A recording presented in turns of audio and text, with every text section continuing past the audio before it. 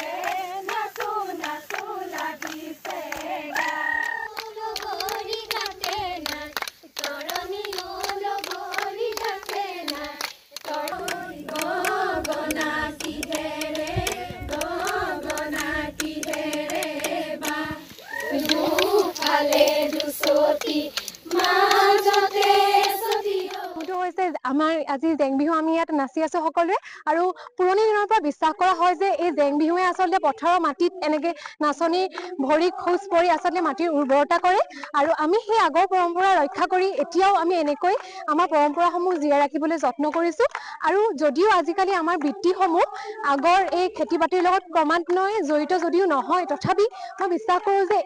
আমাৰ এই বিহুটোৱে এনেকৈ আমি যোগ ঘহোঁতে আচলতে আমাৰ গতানুগতিক জীৱনটো কিছু ৰং আনন্দ দিয়ে যেনেকৈ আমাৰ বছৰটো শেষত গছত নতুন কুঁহিপাত ওলাই নতুন বতৰা আনিছে তেনেকৈ এনেদৰে আমি পৰম্পৰাসমূহ জীয়াই ৰাখোঁতে একেলগে হাঁহি নাচি এনেকৈ ফূৰ্তি কৰোঁতে আচলতে আমাৰ গতানুগতিক জীৱনটোত বহুত ৰং আনন্দৰে আচলতে উজ্বলাই তুলিছে গতিকে আশা কৰোঁ